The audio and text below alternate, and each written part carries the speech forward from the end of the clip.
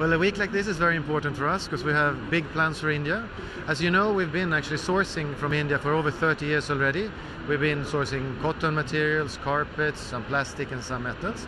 And now we're branching out and we're starting our retail expansion. So being part of this, showing what we stand for, I think is really important. Patrick, if I could ask you in terms of your business plans, if you could throw some light, how many stores are operational at this point of time? How is 2016 going to be an important year for you, for your business plans to roll out on ground?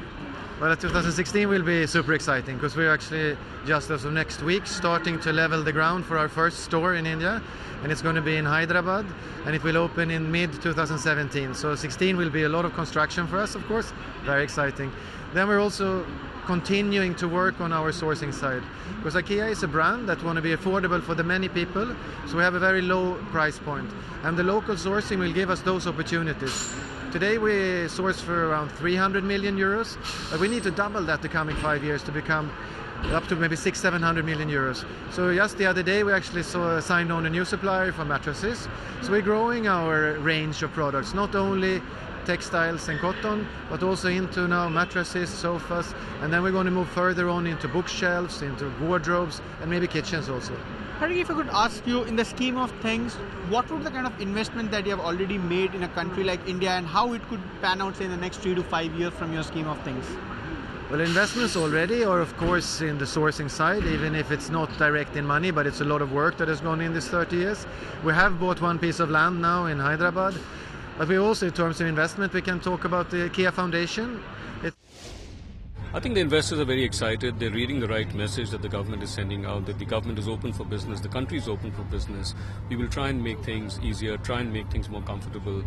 So I think it's the right message that's going out, and investors are receiving it well. So India is one bright spot today in the global economy. So I think people are, waiting and looking for opportunities to invest, and India is one of them.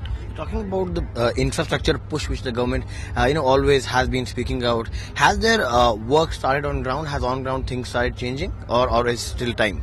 I think the government is using all the levers that it can to push the building of infrastructure. So you see rail, for example. I think that's a sector that's moving. You see defense, for example. I think there's things happening on defense. You've seen the power sector, which has been languishing for some time, but the government has come out. There's a new tariff policy that the government is pushing through. On the transmission side, I think the government is investing money. Roads, I think there's a lot happening on the road side. So I do see government trying to spend and get things moving on the ground. And we have to give it a little more time for the pace to pick up even more. So can we? It is a government that is now bent on improving all that is required. Yes, the world does face some challenges in the obstacles of doing business in the country.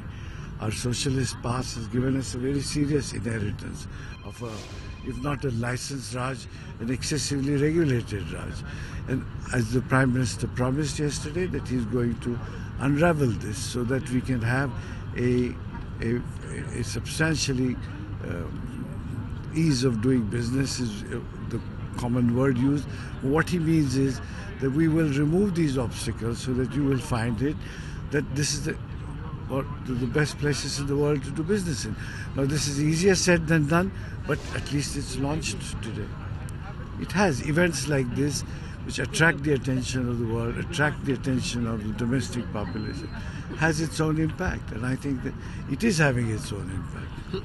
PM Modi has been talking about the infra push which the government had given and wants to give. But are things on ground really changing? Is infrastructure started moving the way we had expected? Yeah. They're not moving as fast as we would like, but you can see that Gadkari Sahab in the roads. From 2 kilometers per day, they've pushed it to 6. And obviously his target of 30, which will take some time to achieve. So you can see the efforts all in order to create the environment on one side, on the other side to actually bring about government expenditure in infrastructure so you can kickstart the economy. And I think this is where they're going. Is it still happening fully? No, it isn't, obviously not. But is it moving in that direction? Yes. But the pain has been so severe, it seems therefore is not so fast. And that is the only reason you are feeling more trouble than actually is. Find us on Facebook at facebook.com/ETNow and don't forget to click the like button. You can also follow us on Twitter at ETNowLive. To stay updated with all our programming, hit the subscribe button on our YouTube channel by logging on to youtube.com/user/ETNow.